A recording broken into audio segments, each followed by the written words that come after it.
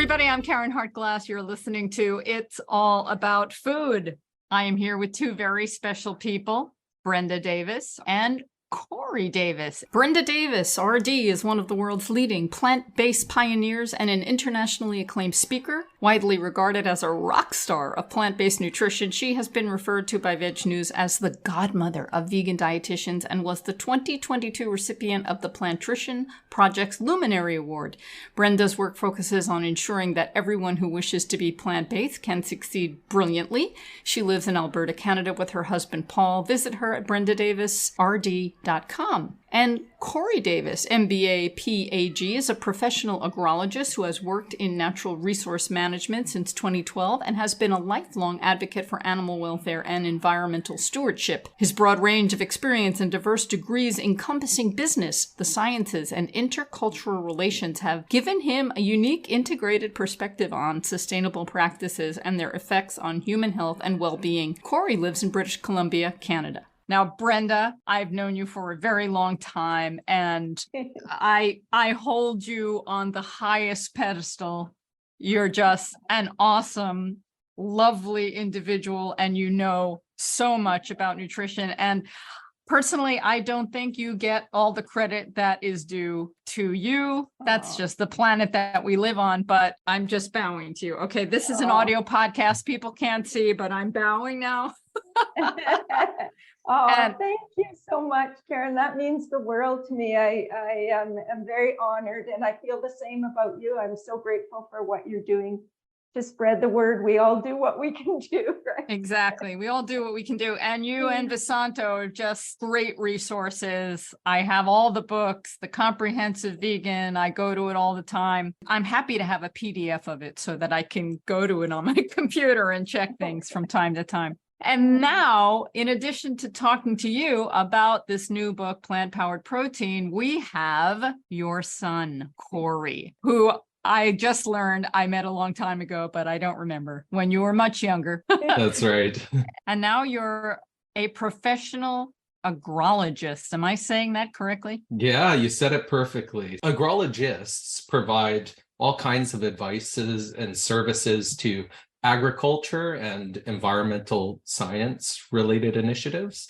For example, agronomy is the study of soil science. That's within the field, within the scope of agrology. So it's really related to environmental science and agriculture.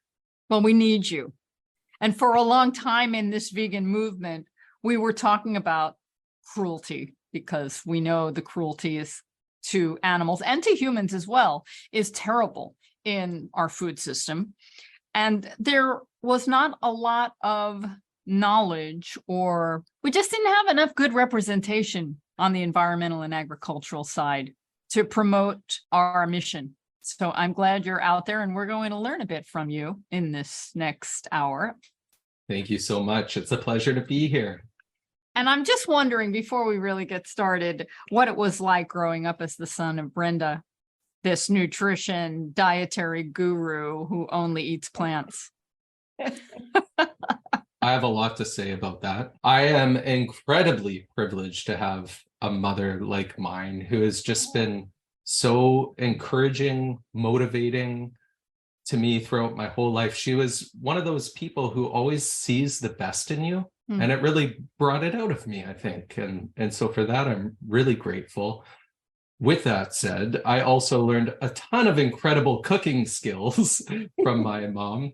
And for that, I am also grateful. So it's been such a wonderful experience. And thank you, Mom, for always providing me with the support I need to cultivate my passions and desires and follow my path. Thank you. Cory, were you raised from birth this way, or was it a transition? The family, Mom went vegetarian when I was 1 year old. So that was, too young to eat meat, I would say. And so, yeah, I was raised vegetarian. And then slowly, I would say around 8 or 9 years old, Mom started really moving towards more of a vegan diet. I'm not sure if that's quite accurate, Mom. It was around that time from when I could remember it. And I had a little bit of lag time. She was really, it's up to me what I eat. But in the household, this is how we're eating. And slowly I transitioned to a vegan diet, early teens. Okay. Sounds good. Let's jump into this book, Plant-Powered Protein. I was speaking with your co-author, Vesanto Melina, and we covered a number of different topics. One of the things that just surprised me after being a vegan for 35 years and vegetarian for longer as well, is that protein is still an issue that needs to be covered and needs to be talked about. It irks me, it bugs me, but it's the way it is, right? And so thank you for writing this book, because obviously people still don't get the message. What is the message? The message is that we, to me, the message, and Cory will, I'm sure, have some words about this as well, but for me, from a nutritional perspective, the message is that not only is plant protein adequate for humans, it's superior. And we've for a long time, we've judged the quality of protein based on its amino acid profile relative to various indicators of, ideal ways of making sure a baby rat grows, all sorts of things. And one of the factors that we haven't considered is there's the nutrition part of it from a perspective of ensuring adequate essential amino acids throughout life. But the other part is the protein that we consume can impact our risk of chronic disease. And so that's also a part of protein quality. To me, to be a high quality protein, we need, the food needs to be, we need to tick off the boxes for both of those. And the evidence is so overwhelming that plant protein is superior in terms of reducing risk of disease and promoting a health long-term, that I think really the evidence is in, and people just need to recognize the various ways we have of getting protein from the plant kingdom. And it's really not that difficult. I know that there are some people working on getting plant-based nutrition as a question included on medical exams, because that's an important thing to do so that plant-based nutrition is taught in medical school. But what about with dietitians?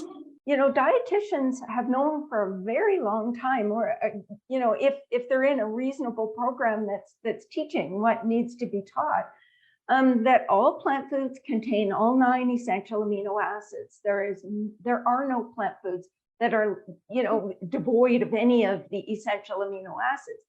And in fact, animal products, meat and so forth, contain all the essential amino acids because at some point along the food chain, the animals ate plants that made those amino acids. All 9 essential amino acids are made by plants. It makes no sense to assume we can't get them from plants. It's where they come from. And so I think that people need to understand as well. Well, I know a lot of dietitians who don't. And unfortunately, many of them are in hospitals where people need the best information they can to get out of the hospital, and yet they're not fed what they need. It's changing, especially in some cities. That's exactly what I was going to say, Karen. It's starting to change, and I think the education is starting to change as well. So when I was in university, we're going back 40 years, we learned not a lot about plant-based nutrition. We learned that vegetarian diets were risky and vegan diets were downright dangerous. And that was pretty much what we learned about plant-based nutrition. And we learned that you needed to complement proteins, and a lot of things that we very shortly after I graduated learned weren't accurate. And so we've known for 30 years that you don't have to complement proteins, and yet it's still being spouted, which is just shocking to me. I mean, we've known this for an awfully long time. Well, I remember in 2006 when I went through a romp with advanced ovarian cancer that I was lecturing from my recovery room and my hospital bed to the doctors and the dietitians about nutrition and what not to give me and why they wanted to serve me certain things. It was an interesting time, but it is changing. And this book that you have written probably should be in all hospitals in the hands of all dietitians, right? Oh, that would be wonderful. Yeah, we have to figure out how to make that happen. Okay, so some of the things I want to focus on today, specifically with you, Brenda, I want to talk a lot about protein and fitness. Vesanto and I covered some other topics, but this is one I want to focus on. And then with Cory, with your expertise, we want to talk a little bit about protein and the environment and choosing the most environmentally friendly proteins. And there's been a lot of controversial stuff out there recently about that. So I think it's going to be pretty interesting, right? So in your book, there's a lot of charts and formulas where we can figure out how much protein we need, and based on who we are, if we're a baby, if we're a toddler, if we're a teenager, if we're an adult, if we're a senior. And we can focus a bit on seniors because, well, I'm a senior. And yeah, I'm just about there. I'm 64. So yeah, I'm having a big birthday in a couple of weeks. Oh, and happy birthday. Thank you. On Earth Day. Oh, that's perfect. Right, it is. And we found that seniors need to consume a little bit more protein. And in your book, too, you also talk repeatedly throughout how plant-based eaters need like 10% more than the numbers we're seeing. And perhaps you could speak on that, too. And then we'll get into the whole fitness thing. Okay, sounds good. Yeah, so what about this? Because I hadn't seen this before, that plant-based eaters need a little bit more protein than omnivores. Yeah, well, it's really, really simple. So when you consume a food with a lot of fiber, some of the protein goes undigested into your stool and you lose it. It's just a digestibility thing. So plant foods are somewhat less digestible than animal products because animal products don't contain any fiber. You know, we probably lose on average about 10%. It's not a huge increase, but when you look at the RDA for protein, 0.8, grams per kilogram body weight, you would up it to 0.9. Now that having been said, if you're a person that eats a lot of very low fiber protein rich foods like tofu and soy milk and peanut butter and veggie meats like the veggie burgers and so on, you probably don't need to add that 10%. But if you're one of the sort of real tried and true whole food plant-based eaters where you're eating, a lot of whole legumes and whole grains as your main sources of protein, then adding 10% makes a lot of sense. And there's nothing I can do about that, like if I chew better or blend it better? Actually, that's a really good question. If you blend, then you really probably are compensating quite a bit. You'll definitely absorb more. So that's something that can be done. But the reality is, if you look at the amount of protein that people are consuming, so a woman on average needs 46 grams a day, a man 56 grams a day.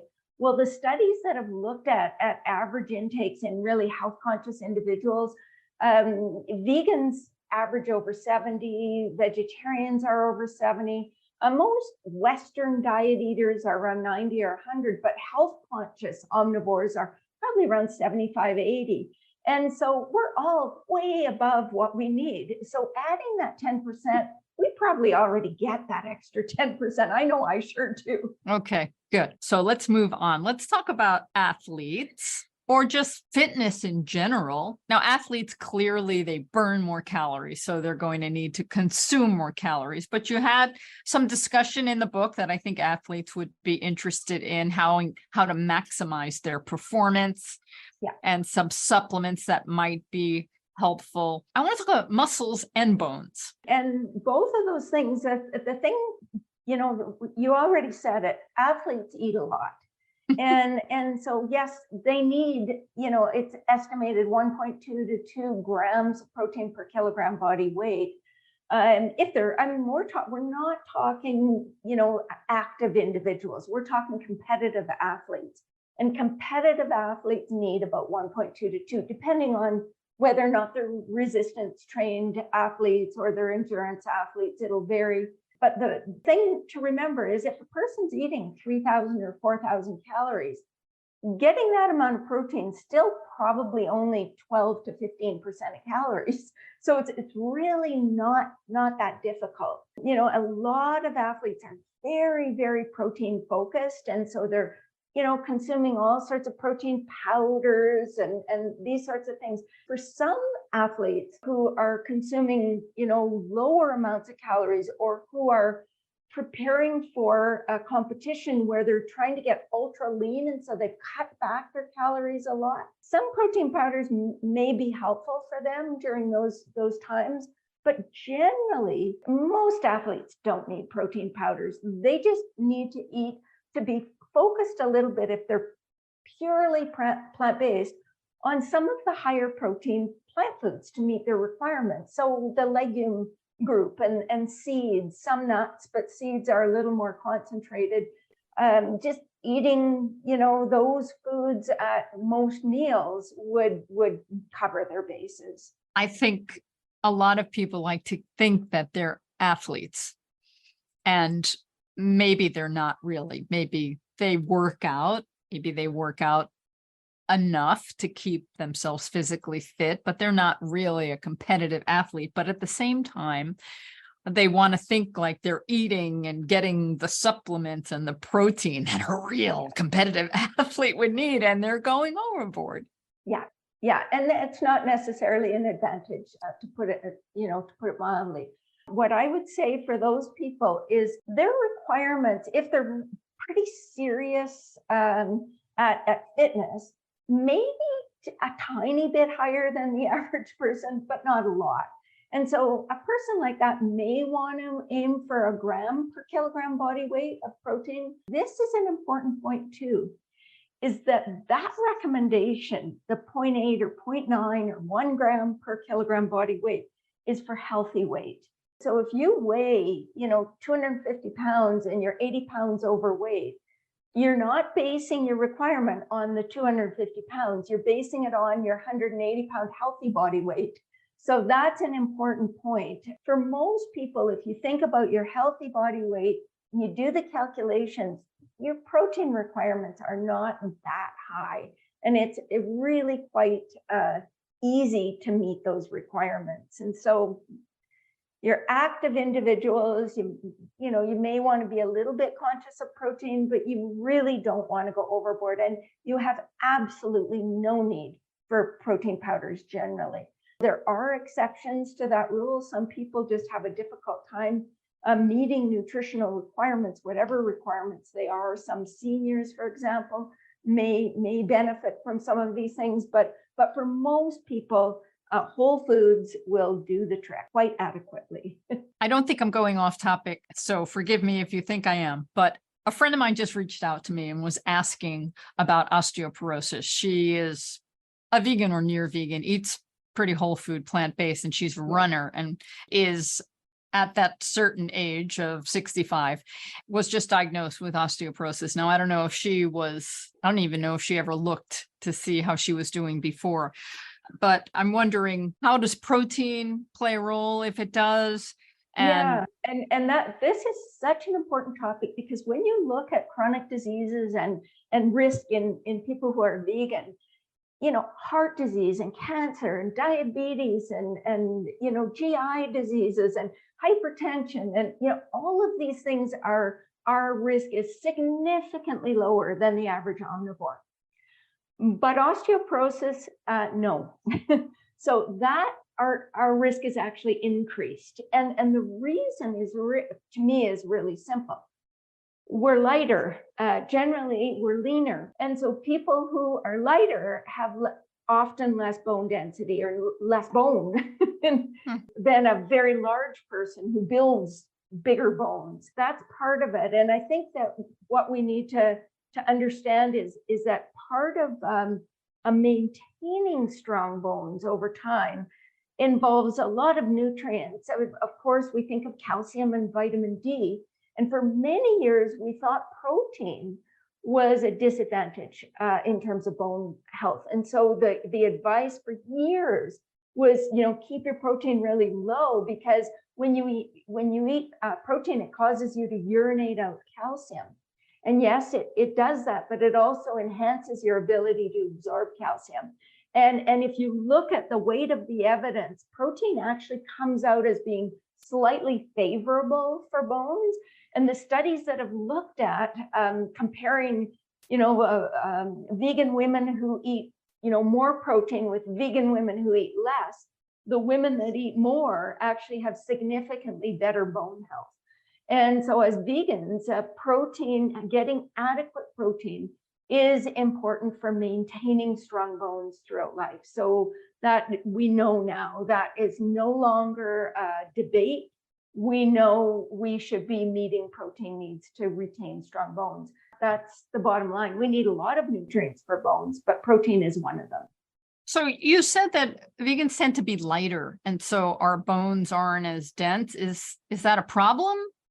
Well, yeah, and so if you look at BMIs of individuals, vegans consistently come up as having the lowest BMIs, and in fact, in the Adventist Health Study too, we were the only dietary group that was within the healthy BMI range. Even the vegetarians were above the healthy BMI range, and the omnivores even more so.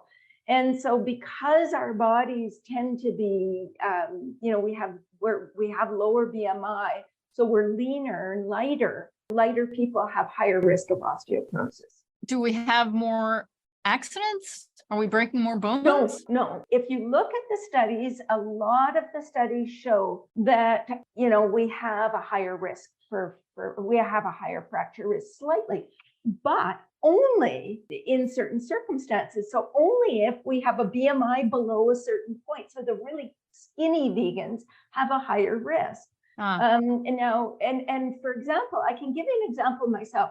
I don't consider myself a skinny vegan. I'm 5'2" and 110 pounds. I'm a very sort of normal weight for my height.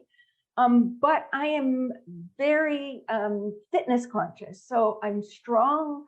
I do exercise on a regular basis, including weight-bearing exercise. And I haven't had my bone density done for quite a long time, probably 10, 12 years.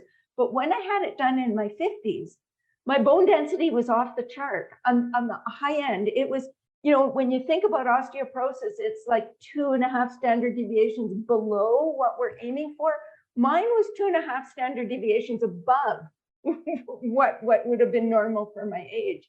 And so I think the point being here is that it is absolutely possible to be vegan and have very strong bones. But I've always been conscious of my intake of calcium, vitamin D, I eat a very nutrient dense diet.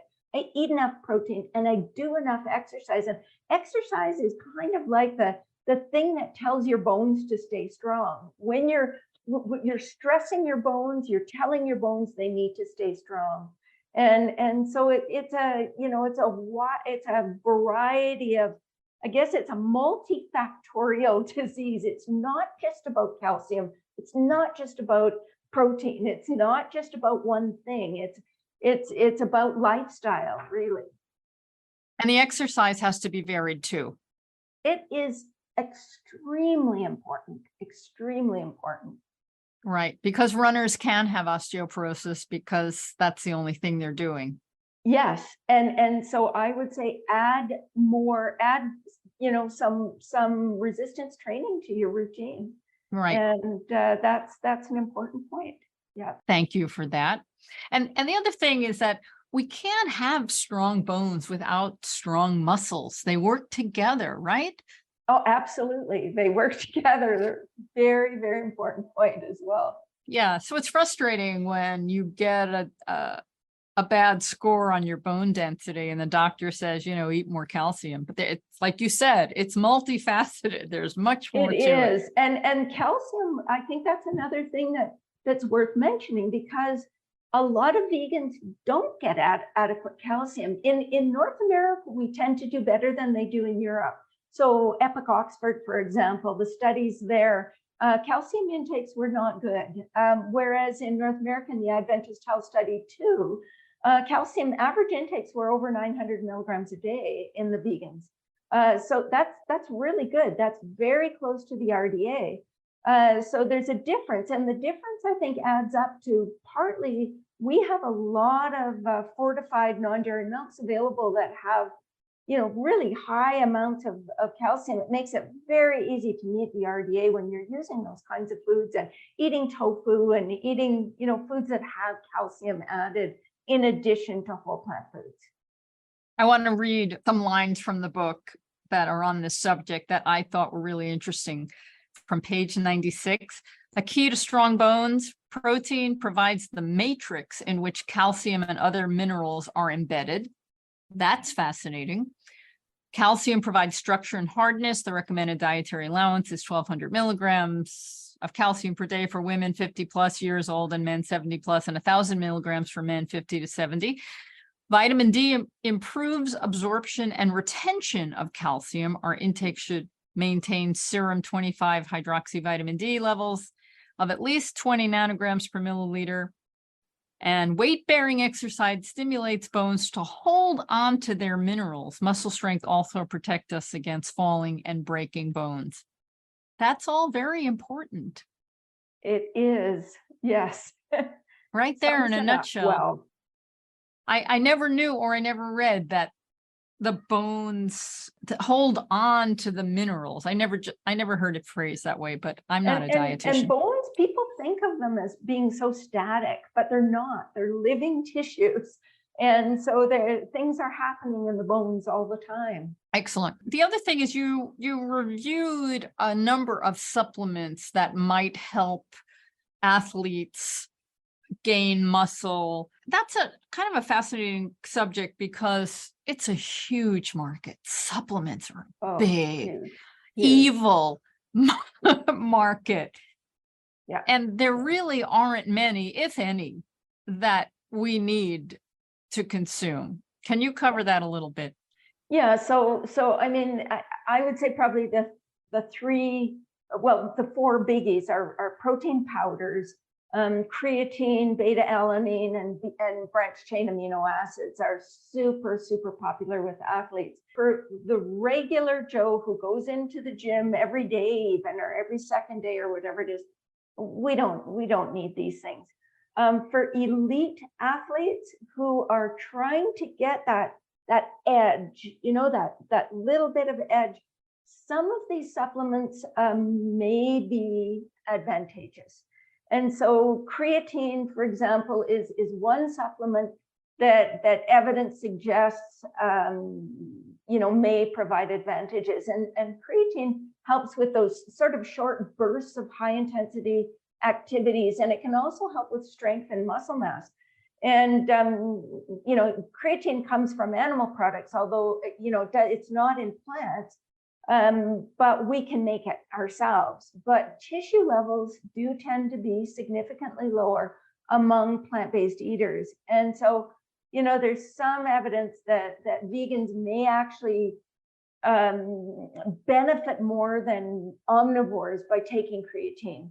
And so there's a very specific protocol for taking it, you know, and so you need to be working with someone or really researching it to make sure you're not overdoing. You know, you can get fluid retention and cramps and nausea and different things from taking too much, or, you know, taking it in the wrong ways.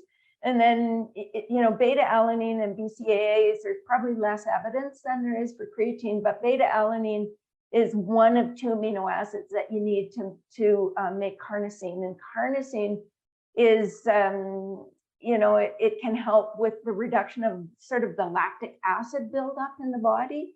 And so again, there's plant-based eaters have lower levels than omnivores, and some, especially endurance athletes, there may be some advantages for some people. So again, you can take too much, a very specific protocol.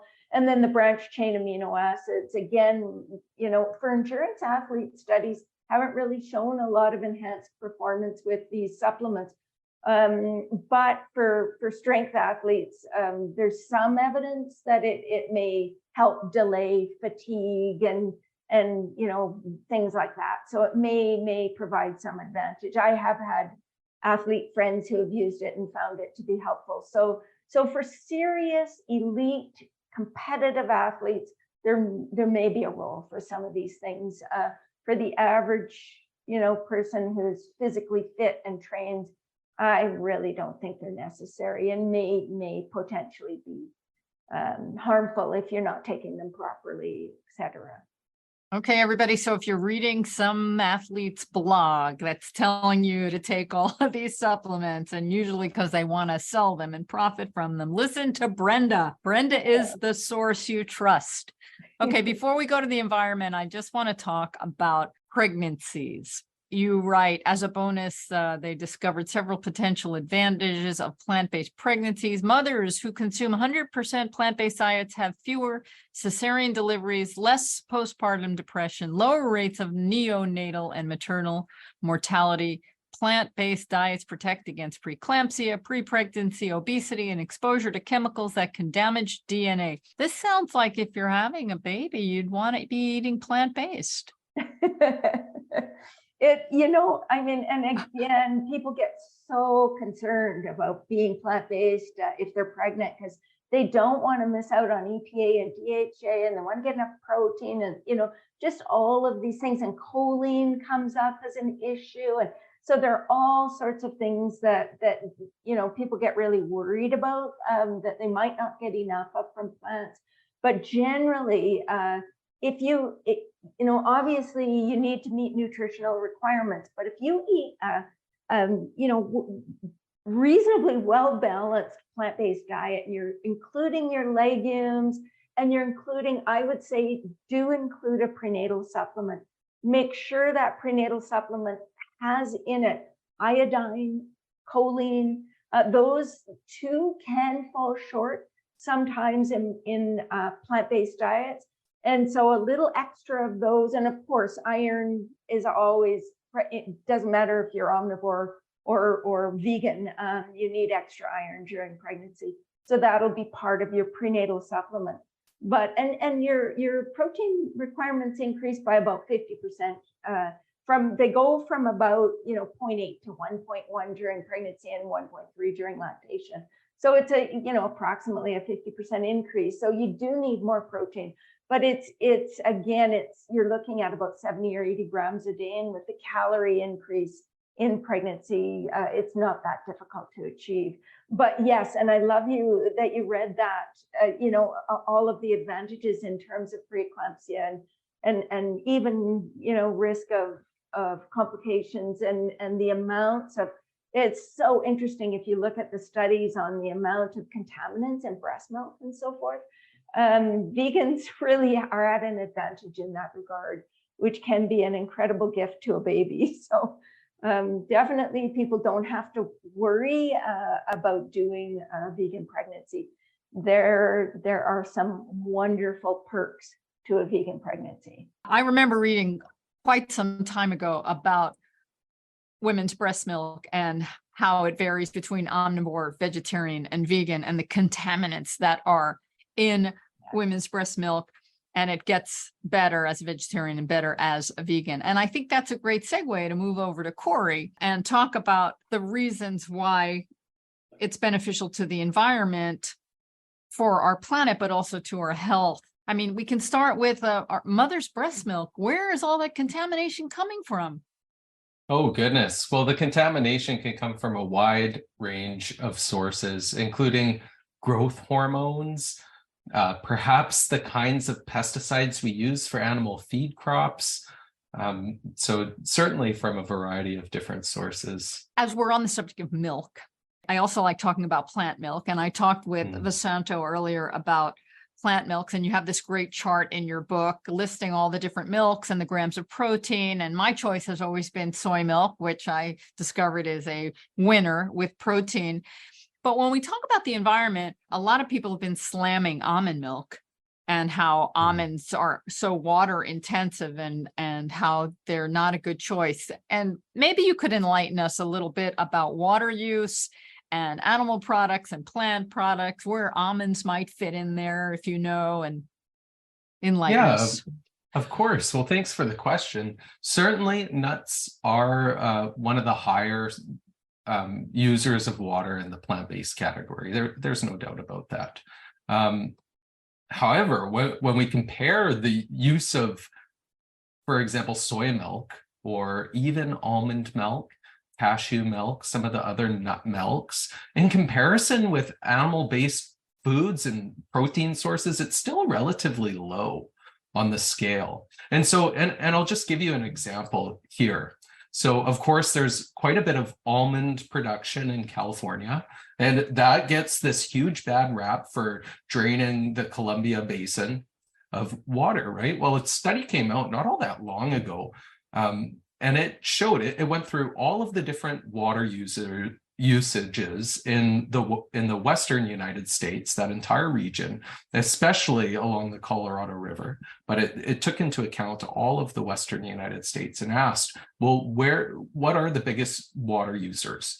And the study concluded saying that animal feed, specifically for cattle, and dairy cows are included in there, right, is the driver of fish endangerment and water shortages in the western United States. And so when we think about dairy milk, well, what are the dairy cows being fed? Well, of course, there's alfalfa. There's all these other crops that are going into that. And so when we really examine, should we be getting that food source directly from the plants, or should we be feeding it to animals and then drinking their milk? You know, so certainly plant-based milks, in my perspective, are one of the lower impact foods when we're looking at milk in general. And just surveying water usages across the western United States, it makes that very, very clear. So certainly almonds get a bad rap. A couple other things, other kinds of nuts soy gets a bad rap, you know, but we could address all those points if you like. Absolutely. But I'm just thinking, when you were talking about the animal feed and how water intensive it is, I remember reading about alfalfa and how we ship it to China. So not only are we using our water here, but we're shipping the product somewhere else. We're not even using all of it here. It's nuts. So let's talk about nuts. I really love that you brought this point up, because we often never even hear about this. We talk about raising cattle and raising livestock, eating local, all these things. But what is often missed in this conversation is there's this huge industry of animal feed.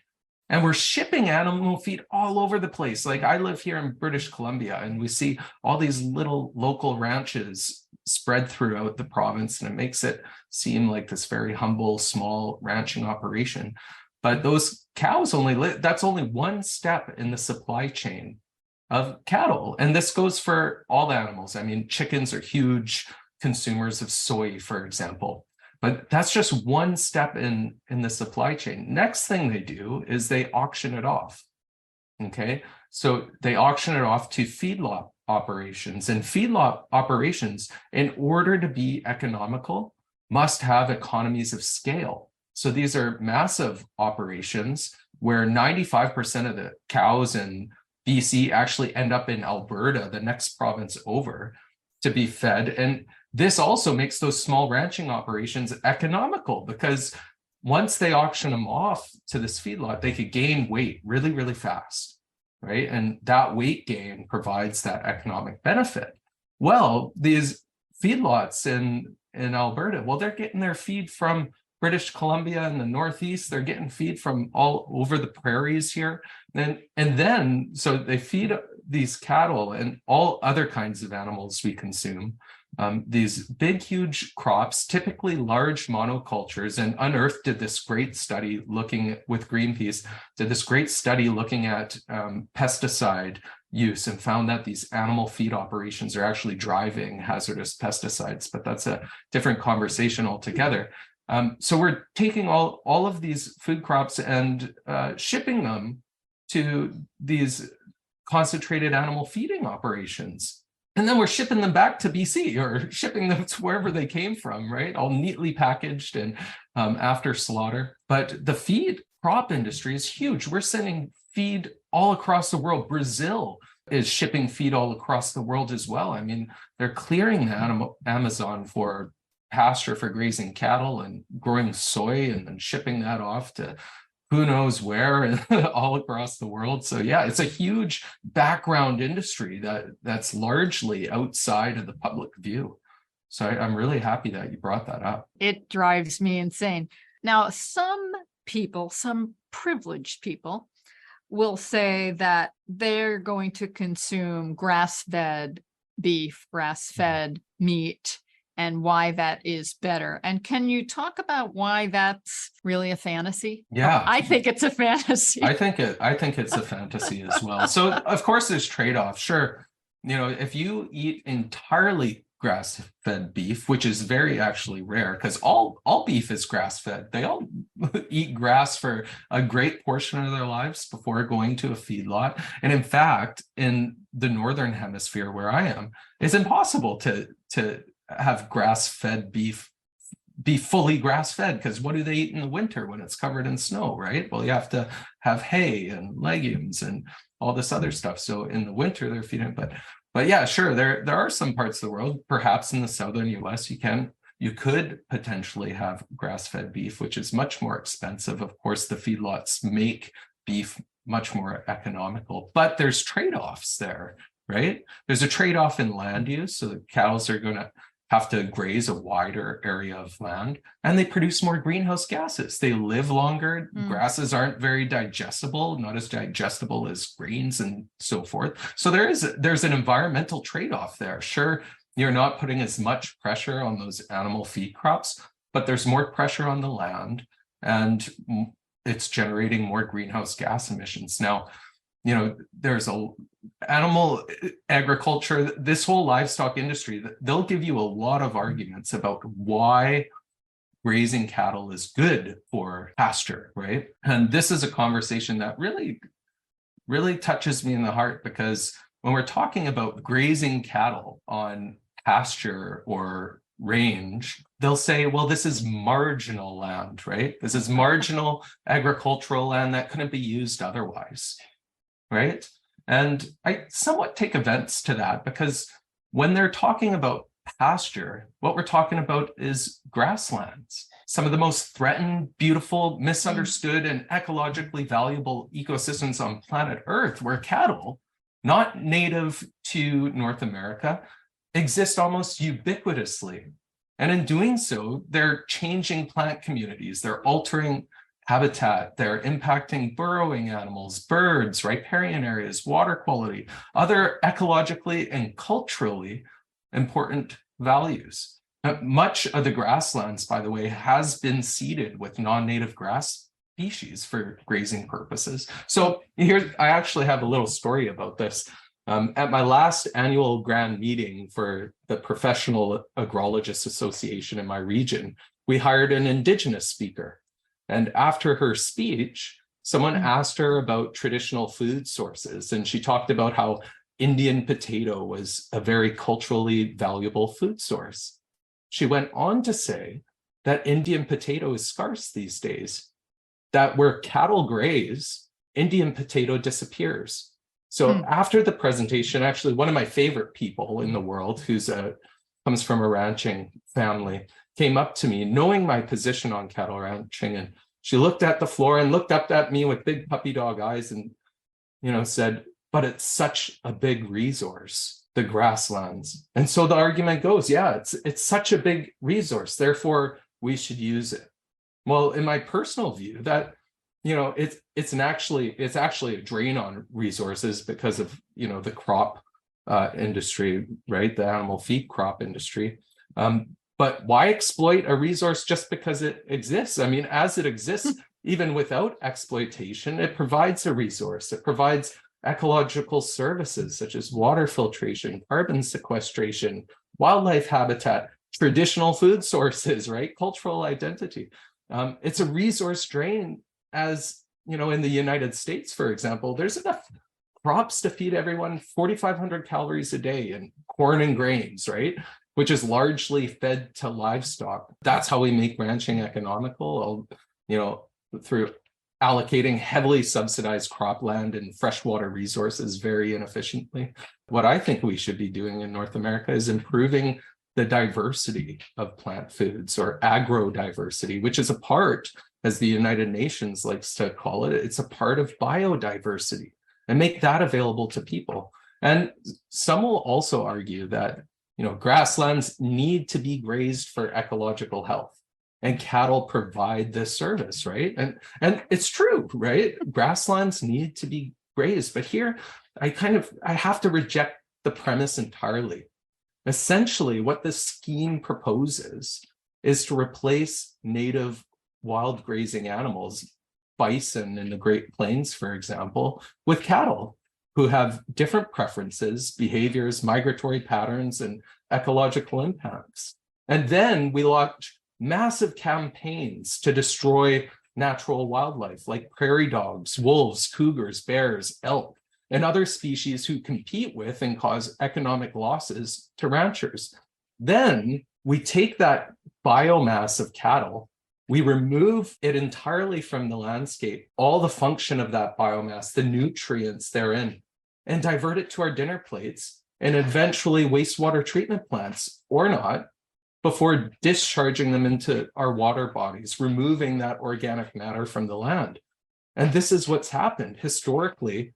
Before Europeans arrived, North America was home to 30 to 60 million bison. Now there's around 30,000. North America today is home to over 100 million cattle. That's United States and Canada. I think Canada has over 10 million, United States over 90 million. Reintroducing bison would threaten the cattle ranching industry as they compete for grass and draw in natural predators, which they don't want. We're literally replacing wildlife with livestock at staggering intensities. In terms of biomass, livestock alone outweigh all land mammals 30-fold.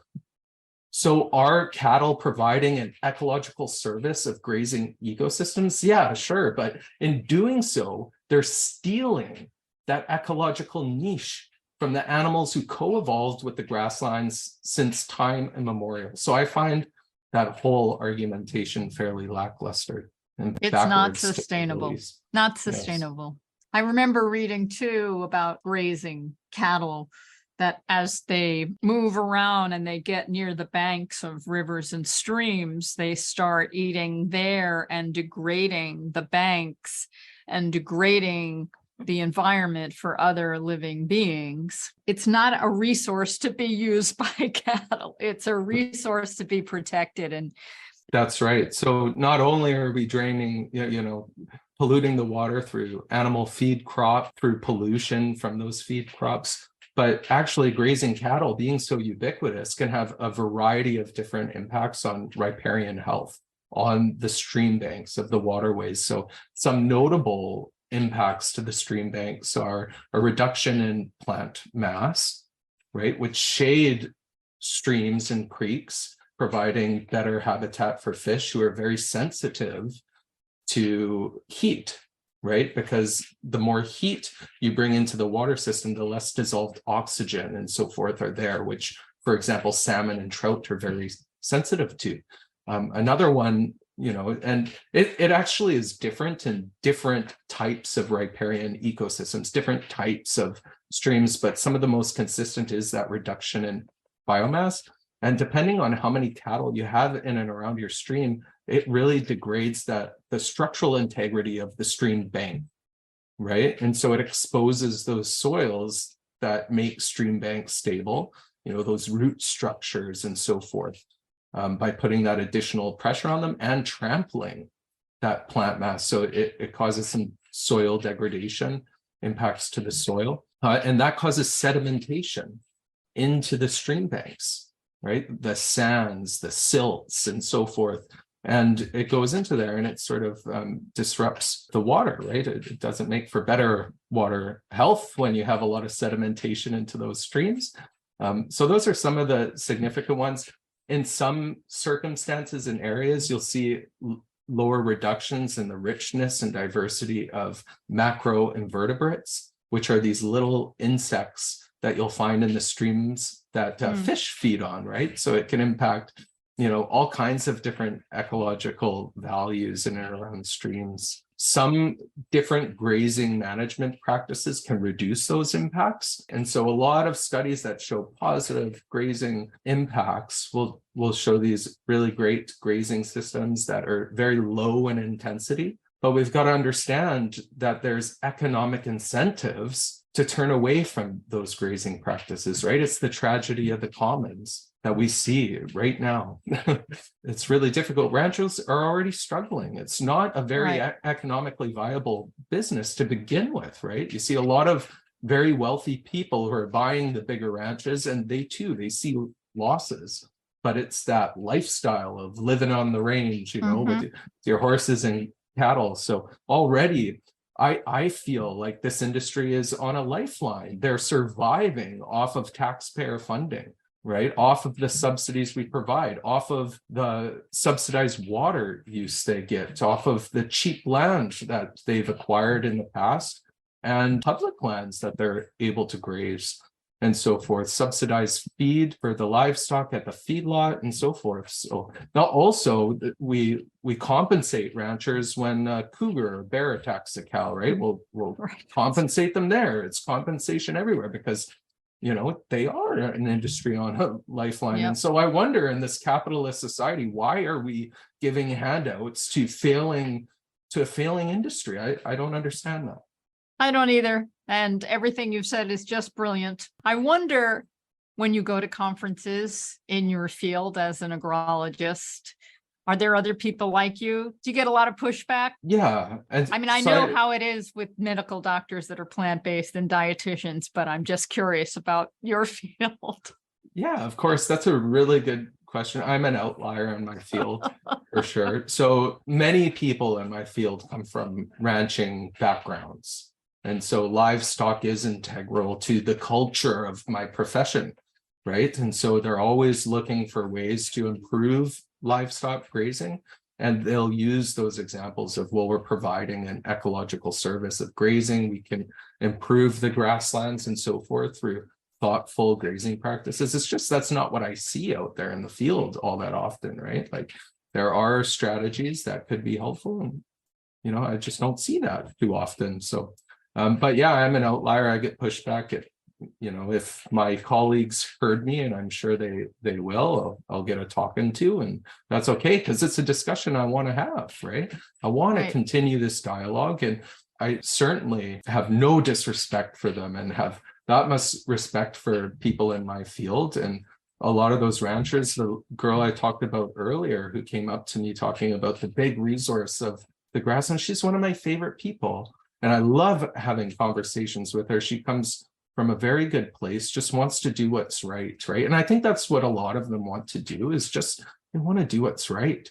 And so they've justified animal agriculture. So we just have two clashing perspectives. And I think that makes for a really interesting dialogue. In fact, I don't want to live in a world where I don't have opposing views, where I can't be challenged. So I think it's an interesting field to be in from my side of it. So for many people, ranchers and farmers, this is their livelihood. And for some of them, they've been doing it for generations and they can't imagine doing anything else. Do you have recommendations about how they might transition to using their land and using their business to do something other than raising animals and destroying the environment? Well, certainly Miyoko, you know, from Miyoko's Creamery, I think she was going around the world and teaching people how to grow nuts and transition away from dairy cows. I think that's a really interesting approach. It's really difficult here, right? So like I was mentioning earlier, it's not that economically, there's not a lot of economic incentive to get into ranching, for example. And so I think that's a good argument, but a lot of the value is in the ranch itself. And so the ranches themselves are very valuable. And if it doesn't provide that economic resource of forage for cattle, well, what value will it hold? I see a lot of ranchers, they harvest hay, for example, and I'd love to see them trying to do legumes, right? And provide legumes for people. I think that they can provide all kinds of ecological services through rewilding the grasslands. And I would hope the people would be on board to provide an economic incentive through tax incentives or something along those lines to encourage ranchers to rewild and really bring back the biodiversity, the wild predators, and facilitate that. And I see them as having an extremely important role in this, right? Because ownership of our grasslands has to be taken into account. They're not all public grasslands. There's so much grasslands that's privately owned. And so how do we incentivize people who have ownership of these precious resources to do what's right with it? And I think that's a challenge for sure. That's a future challenge and a challenge I see right now. And I think it's a conversation. We need to explore the options, but I certainly don't have the answer. My answer certainly needs to be challenged. Well, we could go on talking about this all day, but we don't have all day, and we're actually at the end. So I just wanted to ask one more question. I know there's a lot of wonderful recipes in the book, Plant-Powered Protein. Cory, do you have a favorite, or is there a favorite that your mom makes that you like? Oh my goodness, they're all my favorite. You know, each and every recipe was tested so deeply through so many different people. We all tested the recipes. Then we had recipe testers. I tend to gravitate towards the desserts. Certainly my mom makes the best darn desserts ever. Her snacks after dinner are to die for. To live for. I love that. Yeah. Certainly to live for. Yeah. So check those out. I certainly love the desserts in the book. Excellent. Those brownies are really good. Okay. Well, Cory and Brenda, do you want to add anything before we go? Cory makes me so proud. He's just always been such a person of passion, and he's studied so hard and come so far. And he is also, he says about my cooking, he is a far better cook than I am. He is an extraordinary cook. Some of the best meals I've ever had were prepared by Cory. But anyway, the recipes in the book are really pretty fun. And I love the gado gado. There's so many good ones. But anyway, I hope people enjoy them. And we absolutely insisted that the book be full color. So, we've got a lot of nice pictures to go along with the recipes as well, which is pretty fun. All right. Well, thank you both for joining me. This has been a delight. I'm so glad, Brenda, that you're on the planet and all of the things that you've created, not just all this information about nutrition, but also Cory. Thank you so much.